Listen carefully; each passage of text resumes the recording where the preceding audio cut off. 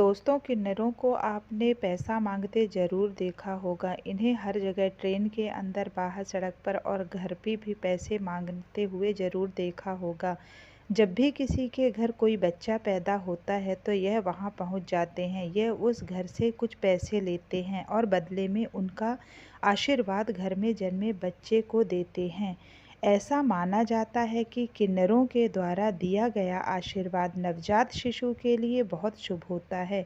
इसलिए घर के सदस्य इन लोगों को मोटी रकम देने के लिए तैयार हो जाते हैं।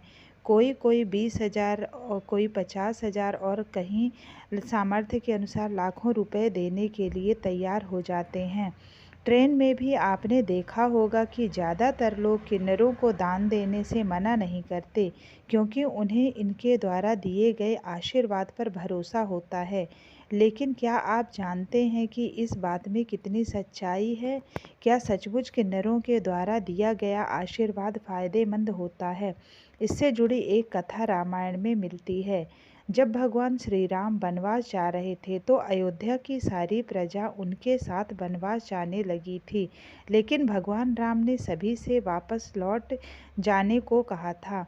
सभी नर नारी अपने अपने घर वापस चले गए थे और भगवान राम वनवास लेकिन जब श्री राम 14 वर्षों के बाद वनवास से वापस आए तो उन्होंने देखा कि सभी नर नारी तो उनके कहने पर 14 वर्ष पहले अपने घरों में वापस चले गए थे, लेकिन किन्नर 14 वर्षों से वहीं पर खड़े थे।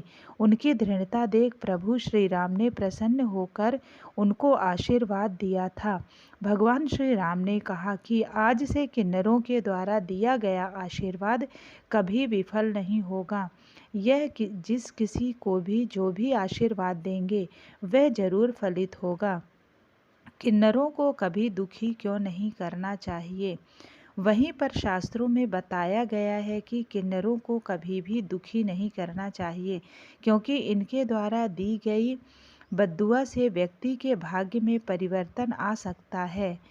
ऐसा बताया गया है कि किन्नरों की बटुआ से व्यक्ति के जन्म कुंडली का बुध ग्रह कमजोर हो जाता है, जिससे आगे चलकर उसकी शादी में रुकावट आती है, उनका व्यवसाय बाधित हो जाता है और धन की तंगी उन्हें झेलनी पड़ती है।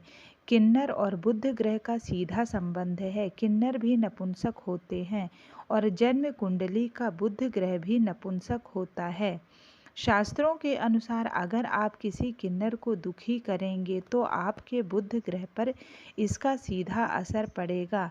किन्नरों का आशीर्वाद शादी में आ रही रुकावट को भी दूर कर सकता है। शास्त्रों में यह भी बताया गया है कि अगर किसी की शादी में रुकावट आ रही हो तो वह किन्नरों के द्वारा दिए गए आशीर्वाद से इन रुकावटों को दूर कर सकता है। यहाँ तक कि धन तंगी से भी किन्नरों के आशीर्वाद के द्वारा छुटकारा पाया जा सकता है। कि अगर किसी के बच्चों की शादी नहीं हो रही है या उसमें रुकावट आ रही हो तो ज्योतिष शास्त्र में इसका एक उपाय बताया गया है जो किन्नरों के आशीर्वाद से जुड़ा है। उपाय यह है कि अगर किसी के बच्चों की शादी नहीं हो रही है तो उसे बुधवार के दिन अपने घर पर किसी किन्नर को बुलाना चाहिए और उस श्रृंगार की सामग्री देना चाहिए। श्रृंगार की सारी सामग्री हरे रंग की होनी चाहिए। सामग्री देने के बाद उस व्यक्ति को चाहिए कि अपने बच्चों को किन्नर के पैर छूने के लिए कहें। ऐसा करने पर अगर वह किन्नर उसके बच्चों को आशीर्वाद दे देता है तो निश्चित रूप से उनकी शादी में आ रही रुकावट दूर हो जाती है। धन की तंगी दूर करने के लिए किन्नरों का आशीर्वाद है लाभकारी।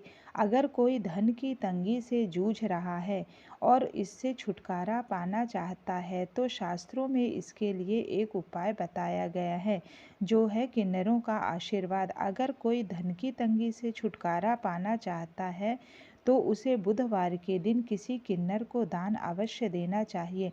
अपने सामर्थ्य के अनुसार दान देने के बाद उसे किन्नर से 1 रुपये का सिक्का मांग लेना चाहिए। किन्नर से लिया गया वह 1 रुपये का सिक्का उसे अपनी तिजोरी में रख देना चाहिए